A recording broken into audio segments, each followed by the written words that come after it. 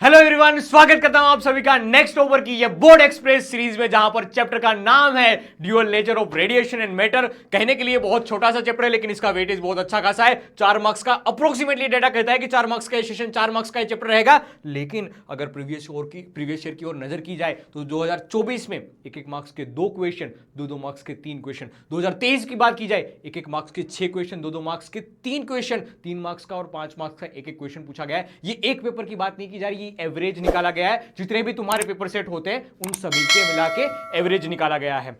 अगर खास बात इस चैप्टर की यह है कि सर ये चैप्टर बहुत छोटा सा है, मतलब तुम इस चैप्टर को सिर्फ और सिर्फ 2 विभाग में, 2 अध्याय में तोड़ सकते हो। एक अध्याय यानी फोटो इलेक्ट्रिक इमिशन, जहां पूरे के पूरे एक्सपेरिमेंट की बात की जाएगी, डेविएशन की बात की जाएगी, ये करने पे क्या होगा, वह करने पे क्या होगा। और दूसरा अध्याय यानी कि matter waves, de Broglie hypothesis के नाम से भी ये जाना जाता है। तो बहुत छोटा सा चैप्टर है। अगर ये पार्ट तुमने अच्छे से कवर कर लिया तो तुम्हें समझ में आ जाएगी इसकी इंपॉर्टेंस, कि कैसे कैसे टाइप के क्वेश्चन कैसे टाइप के क्वेश्चन पूछे जा सकते हैं। तो कहानी आगे बढ़ती है और सबसे पहले हम समझते हैं फोटो इलेक्ट्रिक इमिशन। तो इलेक्ट्रॉन इमिशन की बात हो रही है ना, इलेक्ट्रॉन किसी सरफेस से बाहर निकल रहे हैं, इमिट हो रहे हैं मतलब बाहर निकल रहे हैं। तो किस किस टाइप की वजह से वो बाहर निकल सकते हैं, वो पॉसिबिलिटीज दे सकते हैं। इसका एक सिंपल सा एग्जांपल देता हूं बेटा, कि अगर कटप्पा की बात की जाए, ठीक है, वो कहीं ना कहीं कोई कंपनी में काम कर रहा है।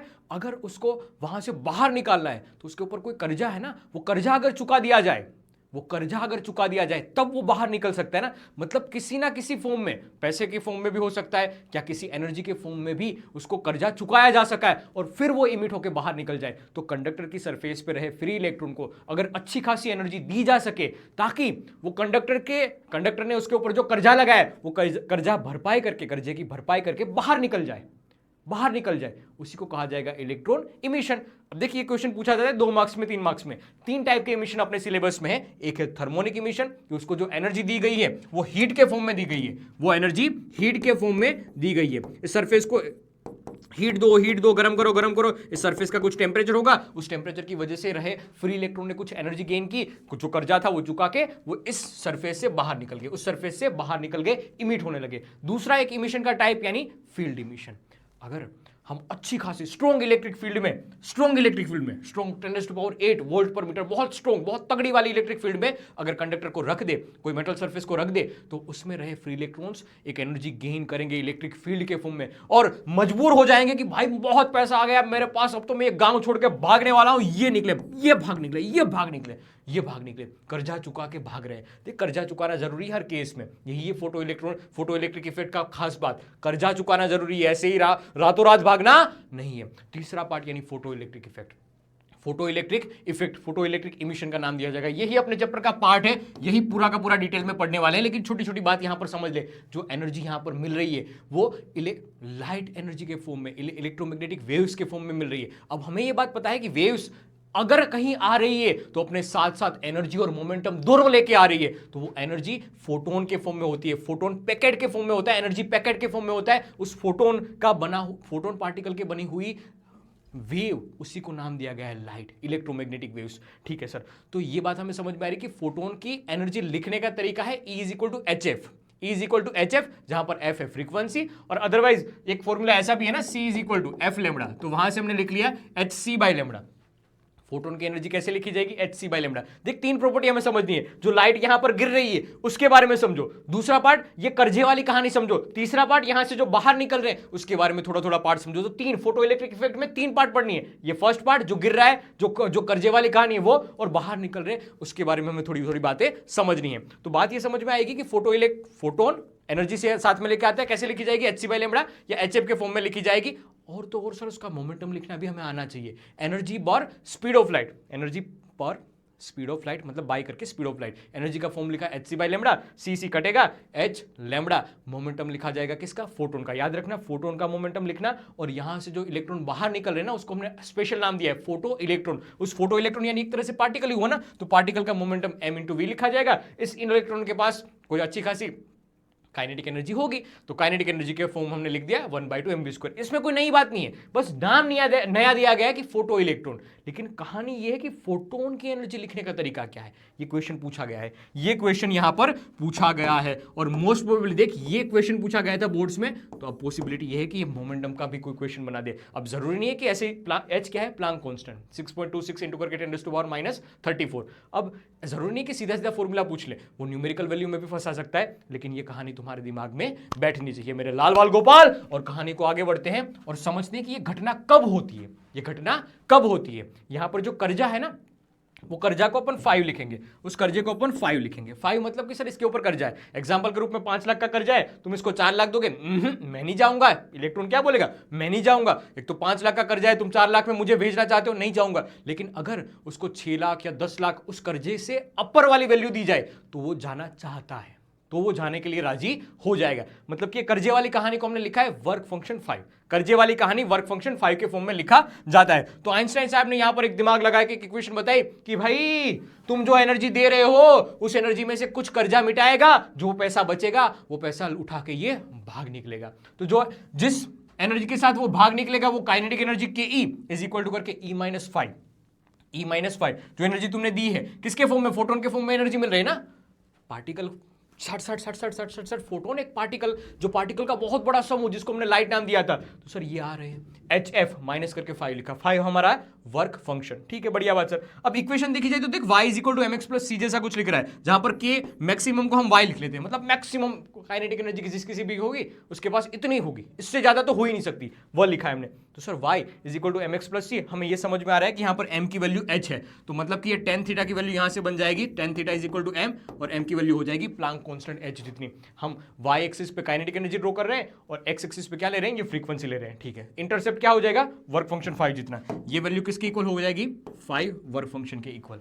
अब इसका एक्सपेरिमेंट एक्चुअल में कैसा था, जो हमने सरफेस लगाई है ना, ये यहां पर बहुत सारे फ्री इलेक्ट्रॉन तुम्हें दिख रहे होंगे, वो एक्चुअल में कहां पर होते हैं, कैथोड प्लेट पे होते हैं, कि जो नेगेटिव टर्मिनल्स के साथ कनेक्टेड है वहां पर बहुत सारे इलेक्ट्रॉन होंगे, बहुत सारे इलेक्ट्रॉन दिख रहे हैं क्या तुम्हें, हाँ नेगेटिव टर्मिनल के साथ कनेक्टेड है। और सामने है ना हम एक पॉजिटिव प्लेट रख देते हैं, मतलब कि एनोड रख दिया, ये पूरी की पूरी अरेंजमेंट की गई। इसकी वजह से होगा ये भाई कि इलेक्ट्रॉन आए इलेक्ट्रॉन यहां पर से निकले, बाहर हुए, इमिट हुए, फोटो इलेक्ट्रॉन बाहर आए और शॉर्ट करके निकल गए इस सर्किट में, शॉर्ट करके इस सर्किट में निकल गए, ताकि हम उसका मेजरमेंट भी कर पाए वोल्टमीटर और ए मीटर से, शॉर्ट करके निकल गए। तो पॉजिटिव वाली प्लेट है उसको खींच रही होगी ना कि भाई फोटो इलेक्ट्रिक इफेक्ट वाली घटना ये थी, लेकिन हम सर्किट में कितने इलेक्ट्रॉन्स आए होंगे, कितना फोटो करंट मिला होगा, वो समझने के लिए हम इसका यूज करते हैं सर्किट डायग्राम का। ठीक है, बाकी ये छोटा सा पार्ट हमने यहां पर रिप्रेजेंट किया है। अब फोटो इलेक्ट्रिक इफेक्ट कब होगी उसका क्वेश्चन पूछा जाए तो तुम्हें ये समझ में आना चाहिए कि जब होगी जब इंसिडेंट एनर्जी ज्यादा हो, किससे, वर्क फंक्शन, कर्जे वाली कहानी से ज्यादा हो तब। अब वर्क फंक्शन को ना लिखने का तरीका भी हमने समझा है। वर्क फंक्शन है उसको लिखा जाता है HF के फॉर्म में भी, HF के फॉर्म में भी, तो उसको HF नोट के फॉर्म में लिखा गया है, जहां पर इसको थ्रेशोल्ड फ्रीक्वेंसी के नाम से जाना जाता है, थ्रेशोल्ड फ्रीक्वेंसी के नाम से जाना जाता है। तो HH को काट दो तो लिखा जाएगा कि सर अगर गिरने वाली फ्रीक्वेंसी है वो थ्रेशोल्ड फ्रीक्वेंसी से ज्यादा हो, थ्रेशोल्ड फ्रीक्वेंसी से ज्यादा हो तब PFF फोटो इलेक्ट्रिक इमिशन होगा। इसका अपोजिट भी लिखा जा सकता है ऐसे, HC/λ, और ये लिखा हमने HC/λ नोट, जहां पर लैम्बडा नोट क्या है, threshold wavelength, threshold wavelength, wavelength वाले टर्म को इस तरफ लेके आओ, lambda note is greater than lambda, ये इनवर्सली होता है ना, इस वजह से थ्रेशोल्ड वेवलेंथ से कम वेवलेंथ वाली अगर लाइट गिरेगी तब जाके फोटो इलेक्ट्रिक इमिशन होगा। बढ़िया सर बात, ये बातें हमें समझ में आ रही है, अगर समझ में आ रही है तो साथ साथ लिखते जाना स्वाहा। और अगर क्वेश्चन पूछा जाए भाई कि सर थ्रेशोल्ड फ्रीक्वेंसी के बारे में हमें बताइए, उसकी डेफिनेशन लिखिए, वर्क फंक्शन के बारे में बताइए, उसकी डेफिनेशन लिखिए, मैं साथ साथ लिख के लाया हूं। क्या लिखा जाएगा थ्रेशोल्ड की, sir minimum frequency of incident radiation, incident radiation required to emit electrons called threshold frequency and it is a different for different metals. ज्यादातर मेटल्स की बात की जाएगी क्योंकि फिर इलेक्ट्रॉन उसके पास ज्यादा होगा। वर्क फंक्शन वही मिनिमम वाली एनर्जी कि जिसके जो वाली एनर्जी गिरेगी तब जाके फोटो इलेक्ट्रिक इमिशन होगा। अब इसकी खास बात ये होगी कि इमिशन है ना बहुत सटाक से होता है, जैसे ही फोटोन गिरा और एनर्जी मिली इलेक्ट्रॉन को, अगर वो एनर्जी सफिशिएंट है कि मैं इस सरफेस को तोड़ के बाहर निकल जाऊं तो बहुत जल्दी से ये इमिशन हो जाता है, 10⁻⁹ सेकंड या उससे भी पहले टाइम पे ये इमिशन हो जाता है। ये बताया पार्टिकल फोटोन गिरेगा तब की कहानी, ये बताई हम इसको, हाँ हालांकि मैंने समझा दी वही वाली बात है। आइंस्टाइन इक्वेशन लिखी जाएगी, काइनेटिक एनर्जी E माइनस करके 5, E की वैल्यू HF नोट, HC/λ के टर्म में लिखी, HC/λ के टर्म में लिखी। सर ये क्वेश्चन पूछा जाता है एमसीक्यूज में कि फोटो इलेक्ट्रिक इमिशन के लिए कंडीशन क्या होनी चाहिए, या तो E बड़ा होना चाहिए 5 से, हाँ, अनदर शब्दों में ऐसा लिखा जाएगा कि एफ बड़ा होना चाहिए एफ नोट से, ऐसा लिखा जाएगा लैम्बडा नोट बड़ा होना चाहिए लैम्बडा से। ठीक है, ये कंडीशन तीनों में से, अरे तीनों कंडीशन एक ही को रिप्रेजेंट कर रही है, तीनों कंडीशन आपको क्या दे रखा है वो हमें चेक करना होता है। ठीक है, कहानी समझ में आ रही है, कहानी समझ में आ रही है। एक छोटा सा क्वेश्चन ऐसा पूछा गया था कि बताओ भाई फोटोन की एनर्जी कैसे लिखी जाएगी, H C lambda, H C by lambda, H C by lambda, lambda by H C, या लैम्बडा एच अपॉन करके सी। सीधी सी बात है, कौन सा ऑप्शन बन जाएगा, बी ऑप्शन एकदम करेक्ट बन जाएगा। एक एक मार्क्स के क्वेश्चन में छोटा छोटा पूछा जाता है, इसलिए मैंने बताया था, बार बार बता रहा हूं, देख मोमेंटम से क्वेश्चन नहीं बनाए, इससे क्वेश्चन नहीं बनाए, इससे क्वेश्चन बनने की संभावनाएं है, अभी भी बोल रहा हूं, ये देख ले। ठीक है, आगे बढ़ते हैं, ज्यादा बात नहीं बनाते हैं, और कहानी आगे बढ़ रही है किसकी ओर, सर किस किस टाइप के वेरिएशन हो सकते हैं। अगर समझना, ये बहुत बहुत शातिर वाली बातें हैं, बहुत समझदारी पूर्वक की बातें हैं। अगर मैं गिरने वाले फोटोन्स की, ये जो गिरने वाले फोटोन्स है ना, उसकी तादाद बढ़ा दूं, उसकी तादाद बढ़ा दूं, मतलब पहले 2 गिर रहे थे, पहले 2 गिर रहे थे, तब 2 इमिट हो रहे थे, तब 2 इमिट हो रहे थे, अब मैं 2 की बजाय 4 गिराऊं तो क्या 4 इमिट होंगे। हाँ सर, अगर ये 4 इमिट होंगे, सर यहां से 1 2 3 4 इमिट हुए, तो इस सर्किट में से जो इलेक्ट्रॉन घूमेंगे, फोटो इलेक्ट्रॉन घूमेंगे, वो तादाद बढ़ जाएगी उसकी, क्योंकि सर हमने समझा है कि current I is equal to Q by T, और Q is equal to any होता है, एनी। तो अगर नंबर ऑफ इलेक्ट्रॉन्स बढ़ गए तो फोटो करंट बढ़ गया। इसका मतलब ये कि इंटेंसिटी मतलब नंबर ऑफ फोटोन्स बढ़ेंगे। क्या सर, याद रखना ये बात, इंटेंसिटी ऑफ लाइट बढ़ाई, इसका मतलब क्या होगा, नंबर ऑफ फोटोन बढ़ेंगे, नंबर ऑफ फोटोन बढ़ेंगे। अगर नंबर ऑफ फोटोन बढ़े तो फोटो करंट बढ़ेगा। क्या बढ़ेगा, फोटो इलेक्ट्रॉन भी बढ़ेंगे। ठीक है, ऐसा पहले लिख देता हूं, फोटो इलेक्ट्रॉन्स बढ़ेंगे। अगर फोटो इलेक्ट्रॉन्स, जो इमिट होने वाले इलेक्ट्रॉन है, उसको नाम दिया गया ना फोटो इलेक्ट्रॉन, अगर फोटो इलेक्ट्रॉन्स बढ़ेंगे तो हम साथ साथ ये लिख पाएंगे कि सर फोटो करंट बढ़ेगा, फोटो करंट बढ़ेगा।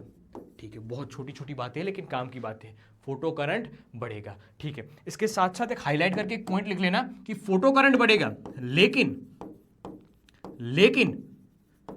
काइनेटिक एनर्जी में कोई इफेक्ट नहीं आएगा। Kinetic energy of each photo electron, kinetic energy of each photo electron में कोई भी किसी भी तरह का चेंज नहीं आएगा। सर इंटेंसिटी पे डिपेंड नहीं करेगा, ये खास काम की बातें हैं, ये पार्टिकल नेचर ने बताई हुई बातें हैं कि सर काइनेटिक एनर्जी पे कोई चेंज नहीं लाएगी इंटेंसिटी, काइनेटिक एनर्जी पे किसी भी प्रकार का चेंज नहीं लाएगी इंटेंसिटी बढ़ाने पे क्या होता है, नंबर ऑफ फोटोन बढ़ेंगे, number of photo electrons emit जो इमिट हो रहे हैं वो बढ़ेंगे, ताकि फोटो करंट बढ़ेगा।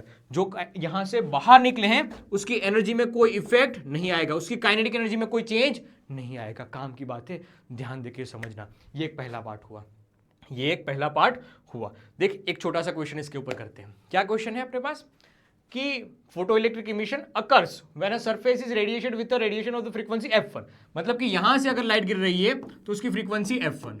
दूसरे वाले केस में बताएं कि एनर्जी गिर रही है उसकी फ्रीक्वेंसी f2। ठीक है, वर्क फंक्शन दोनों के लिए सेम है, वर्क फंक्शन 5 लिख लिया, वर्क फंक्शन 5 लिख लिया। ओके, बढ़िया बात सर। क्या बताएं कि sir the maximum kinetic energy of electrons emitted are 2 cases is k and 2k, मतलब पहले वाले केस में k एनर्जी, दूसरे वाले केस में 2k एनर्जी, यही बात बताई है। हाँ, k एंड 2k। तो expression of the threshold frequency की बात की है ना, तो हम इसको HF नोट के फॉर्म में कन्वर्ट कर देते हैं। थ्रेशोल्ड फ्रीक्वेंसी का फॉर्मूला हमें निकालना है, F नोट का फॉर्मूला हमें बनाना है। ठीक है, बढ़िया बात। यही है क्वेश्चन, यहाँ यही क्वेश्चन आने की संभावना है। देख ऐसे टाइप के क्वेश्चन पूछे जा सकते हैं या सेम टू सेम भी आ सकते हैं। देख ले एक बार, एनालिसिस कहता है ये। पहली इक्वेशन कैसे लिखी जाएगी, सर गिरने वाली HF1 माइनस करके वर्क फंक्शन 5 माइनस करके work function 5 is equal to लिखा जाएगा, 5 की जगह अपन ऐसा लिख देंगे HF नोट, ये भी बढ़िया रहेगा। इज इक्वल टू करके लिखा जाएगा भाई और बहनों, ये लिखा जाएगा काइनेटिक एनर्जी की।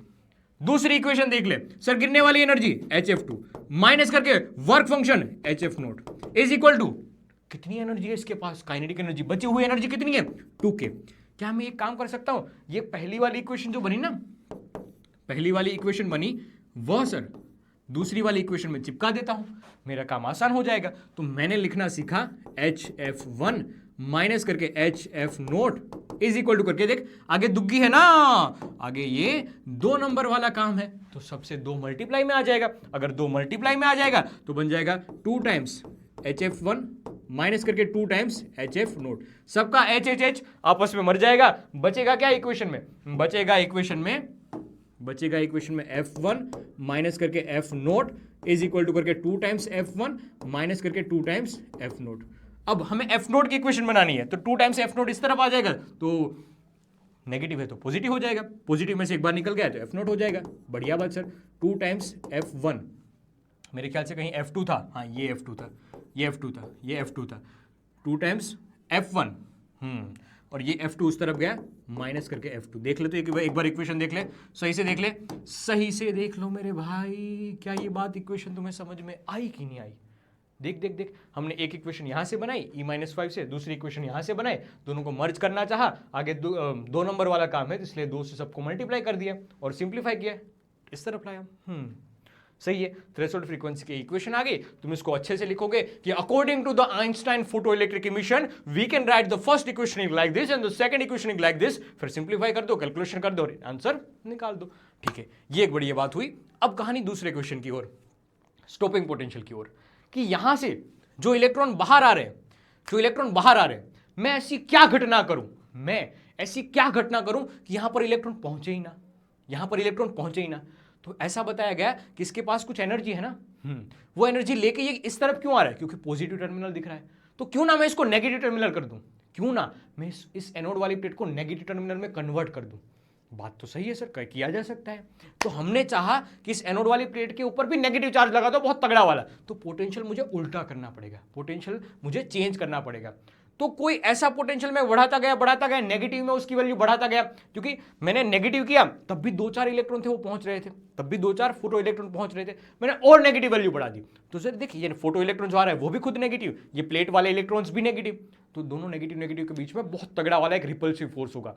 तो ऐसी एक सर्टेन वैल्यू आएगी कि जो वैल्यू तुम बढ़ा दी अपोजिट डायरेक्शन में, तुमने वो पोटेंशियल बढ़ा दिया, ताकि अब पहुंचने वाले फोटो इलेक्ट्रॉन निल हो गए, जीरो, कोई भी फोटो इलेक्ट्रॉन यहां पर पहुंच ही नहीं पा रहा है। तो उस वाले पोटेंशियल को बोला गया है ईवी नोट, जिसको स्टॉपिंग पोटेंशियल कहा जाएगा, और उसकी वैल्यू कितने जिसकी हो जाएगी? मैक्सिमम।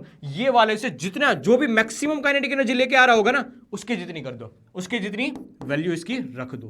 अरे हाँ, कहानी हमें समझ में आ रही है। देख, ये एक्चुअल में क्या है, नेगेटिव वैल्यू में लिया जाएगा स्टॉपिंग पोटेंशियल, नेगेटिव वैल्यू में, ताकि कोई भी इलेक्ट्रॉन यहां पर पहुंचे नहीं। वही बात बताई गई कि the minimum negative potential given to plate for which the photo current becomes zero is called a cut off potential, या फिर स्टॉपिंग पोटेंशियल के नाम से जाना जाता है। अब इक्वेशन ऐसी भी लिखी जाती है, अभी जो हमने लिखी थी ना वही वाली, काइनेटिक एनर्जी के ई 1/2 mv² इज इक्वल टू करके ई माइनस करके 5। अब इक्वेशन ऐसी लिखी जाती है EV note is equal to करके ई माइनस करके 5, EV note is equal to करके एच एफ माइनस करके एच एफ नोट।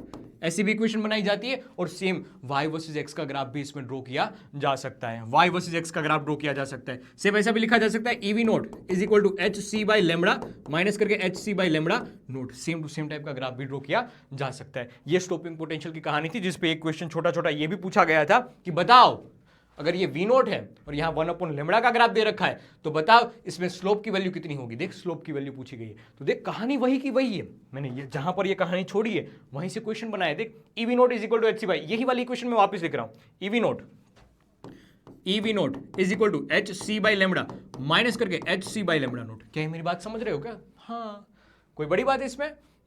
लग तो नहीं रही है। देख, थोड़ा सिंप्लीफाई किया हमने, v naught as it is h C by e, बढ़िया, ये 1/λ, ई नीचे आया, ठीक है, माइनस करके एच सी बाई ई और ये लेमड़ा नोट। एक बात देख तो, ये y is equal to m, ये x और ये प्लस करके c, ये प्लस करके c। क्या वैसी कुछ इक्वेशन नहीं लग रही है तुम्हें? अरे हाँ, देख, जहां जहां x वहां 1/λ, जहां जहां x वहां 1/λ, जहां जहां y वहां v नोट। बात तो सही है। स्लोप की वैल्यू कितनी हो जाएगी? एच सी बाई ई जितनी हो जाएगी, एच सी बाई ई, यानी ऑप्शन नंबर सी। चंपक लाल हो गए, सही सही। देख ले एक बार अच्छे से इस क्वेश्चन को, एमसीक्यू में पूछा जा सकता है। देखिए, इसमें थोड़ा बहुत वेरिएशन कर सकते हैं, लेकिन ज्यादा तो क्या है, कहानी अगर तुम्हारे दिमाग में सेट है तो यहां से कोई भी क्वेश्चन तुम्हें डेविएट नहीं कर सकता या परेशान नहीं कर सकता है। कहानी तुम्हारे दिमाग में सेट होनी चाहिए कि इक्वेशन कैसे बन रही है और ये ग्राफ कैसे बन रहे हैं, स्ट्रेट लाइन वाले ग्राफ कैसे बन रहे हैं। क्या ये बात मेरी समझ पा रहे हो? अरे समझ पा रहे हो तो साथ साथ लिखता जा स्वाहा। और अब हम समझने जा रहे हैं इसका वेरिएशन कैसा रहता है। एक छोटा सा क्वेश्चन और कर लेते हैं, फिर वेरिएशन की बात करते हैं। देखना, क्या बताया गया है कि सर फोटोन की एनर्जी दे रखी है 3.2 electronvolt incident on a photosensitive surface है if the stopping potential for this emission is 1.5। मतलब ऐसी बात बता रखी है कि जो इक्वेशन हम लिखा करते थे ना, E माइनस करके 5 इज इक्वल टू करके ई वी नोट, वहां पर E की वैल्यू हमें दे रखी है 3.2 इलेक्ट्रोवोल्ट, माइनस करके वर्क फंक्शन नहीं दे रखा है, लेकिन वी नोट की वैल्यू हमें दे रखी है किधर किधर किधर, ये रही 1.5, ये लिखा हमने 1.5 इलेक्ट्रोवोल्ट। क्या 5 को मैं एक तरफ ले लूं, उस तरफ ले लो, 3.2 माइनस करके 1.5, ये हो जाएगा भाइयों बहनों 1.7 हो जाएगा मेरे ख्याल से, हाँ 1.7 इलेक्ट्रोवोल्ट।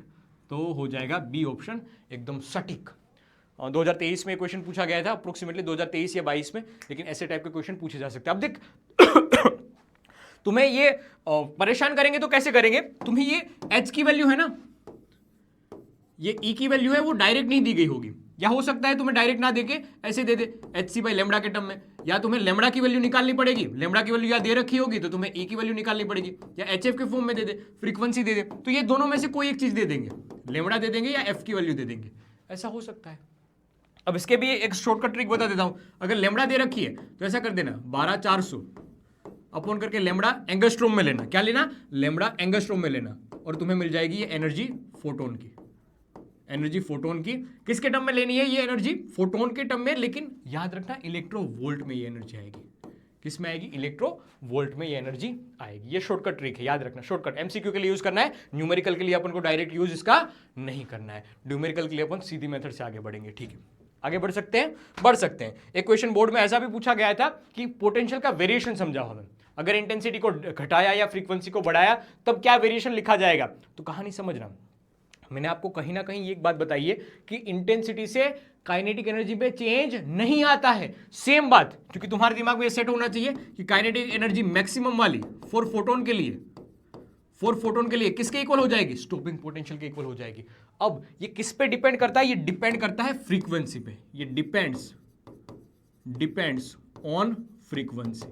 याद रखना, इंडिविजुअल काइनेटिक एनर्जी की बात की जाए या फिर स्टॉपिंग पोटेंशियल की बात की जाए, अगर तुम फ्रीक्वेंसी बढ़ाओगे तो स्टॉपिंग पोटेंशियल बढ़ेगा। देख यहां पर फ्रीक्वेंसी तुमने F1 थी, उससे बढ़ा के F2 की, उससे बढ़ा के F2 की, उससे बढ़ा के तुमने F2 की, उससे बढ़ा के तुमने F3 की, तो स्टॉपिंग पोटेंशियल है V01 से बड़ा V02, नेगेटिव टर्मिनल है इसलिए हम मोड करके लिख रहे हैं इसको V03। तो हमें समझ में ये आ रहा है कि जैसे जैसे फ्रीक्वेंसी बढ़ेगी वैसे वैसे इंडिविजुअल काइनेटिक एनर्जी फोटोन की भी बढ़ेगी और स्टॉपिंग पोटेंशियल भी बढ़ेगा। स्टॉपिंग पोटेंशियल भी बहुत तगड़ा वाला होगा, तभी उसको रोक पाएंगे। और अगर तुम इंटेंसिटी में वेरिएशन ला रहे हो तब स्टॉपिंग पोटेंशियल पे कोई चेंज नहीं होता है। किस पे डिपेंड करता है, ये फ्रीक्वेंसी पे डिपेंड करता है for a given material. Intensity बढ़ाने पे फर्क क्या पड़ता है, फोटो करंट बढ़ता है। मतलब अगर तुमने इंटेंसिटी बढ़ाई है तो फोटो करंट बढ़ेगा, तो फोटो करंट बढ़ेगा। देख सेचुरेशन करंट बढ़ेगा, इसको सेचुरेशन करंट भी बढ़ाएगा बोला जा सकता है। मतलब मान लो कि पहले 2 एम्पियर मिल रहा था, फिर 3 एम्पियर, फिर 5 एम्पियर ऐसे मिलना लगा है। नंबर ऑफ फोटोन्स बढ़ गए, क्या बढ़ गए, नंबर ऑफ फोटोन्स बढ़ गए। लेकिन कहानी दिमाग में सेट रखना, स्टॉपिंग पोटेंशियल या individual kinetic energy of photon किस पे डिपेंड करेगी, फ्रीक्वेंसी पे डिपेंड करेगी, ना कि इंटेंसिटी पे डिपेंड करेगी। किसने बताया, पार्टिकल नेचर ने बताया है। किसने बताया है, ये पार्टिकल नेचर ने बताया।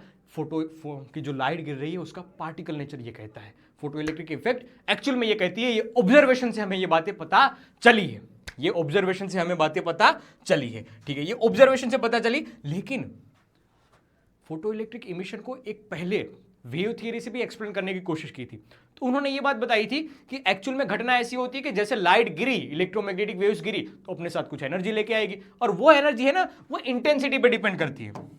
वो एनर्जी है वो इंटेंसिटी पे डिपेंड करती है। मतलब कि सर वो एनर्जी इंटेंसिटी पे डिपेंड करती है। किससे रिलेटेड है वो, इंटेंसिटी से रिलेटेड है। मतलब कि अगर अच्छी खासी इंटेंसिटी वाली होगी, अच्छी खासी इंटेंसिटी वाली एनर्जी गिरेगी, तब जाके फोटो इलेक्ट्रिक इमिशन होगा। लेकिन इन्होंने बात खारिज कर दी, नहीं सर फ्रीक्वेंसी अच्छी खासी होनी चाहिए, इंटेंसिटी से ये मायने नहीं रखता है, ठीक है। और उन्होंने ये भी बताया कि एनर्जी गिरेगी गिरेगी गिरेगी गिरेगी, वो एक सरफेस के पास एक अच्छी खासी एनर्जी मिलेगी, उसके बाद जाके ये इमिशन होगा। मतलब इसमें अच्छा खासा टाइम लेग होगा। तो ये बात भी खारिज कर दी गई कि ऑब्जर्वेशन में ऐसा पाया गया है कि ये फोटो इलेक्ट्रिक इमिशन है तो इंस्टेंटेनियस प्रोसेस है, 10⁻⁻⁹ सेकंड में हो जाता था, और आप तो बता रहे हो कि बहुत बड़ा टाइम लेगा।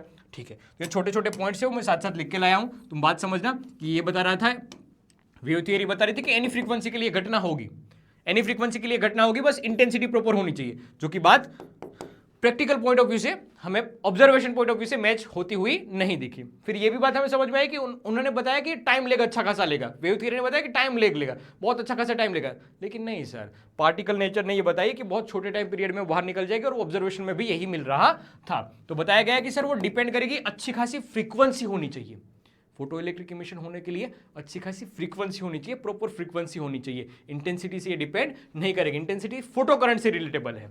ठीक है, कितनी होनी चाहिए, तो उसके लिए थ्रेशोल्ड फ्रीक्वेंसी के बारे में इंफॉर्मेशन दे रखी है, और ये कैसी प्रोसेस है, इंस्टेंटेनियस प्रोसेस है। कैसी प्रोसेस है, इंस्टेंटेनियस प्रोसेस है। तो अगर ये क्वेश्चन पूछा जाए, देखिए काम की बात है, ये क्वेश्चन 2 मार्क्स में पूछा जा सकता है, 3 मार्क्स में पूछा जा सकता है कि बताओ वेव थियरी का फेलियर क्या है, और बहुत बार बोर्ड्स में पूछा गया, बहुत बार। इसमें कोई भी स्लाइड ऐसी नहीं है जो तुम्हारे काम की ना हो, हर एक स्लाइड से 1-1 मार्क्स के क्वेश्चन बन चुके हैं इतिहास में, तुम पन्ने पलट के देख सकते हो कोई भी किताब के।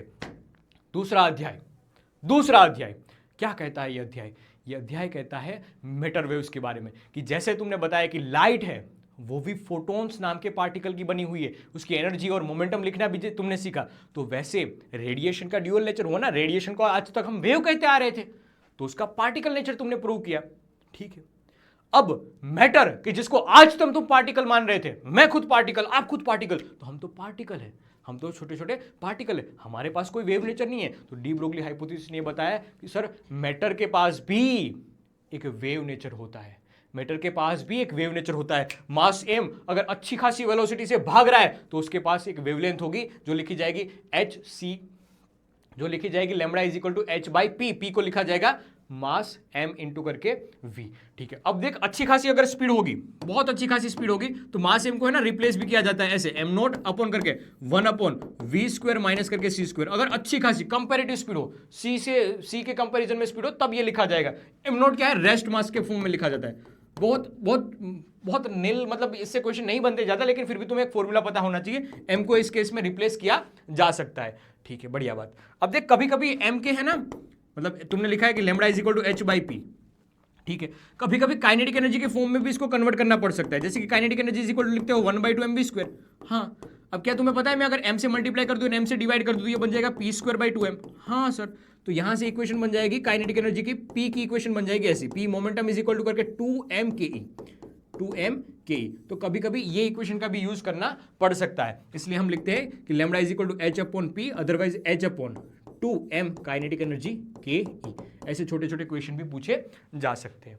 बढ़िया, कहानी आगे बढ़ती है, इलेक्ट्रॉन गन की बात करते हैं कि अगर अच्छे खासे इलेक्ट्रॉन को एक काइनेटिक एनर्जी दी जा रही है पोटेंशियल के फॉर्म में, काइनेटिक एनर्जी दी जा रही है पोटेंशियल के फॉर्म में, तो काइनेटिक एनर्जी लिखी जाती है Q इंटू वी से।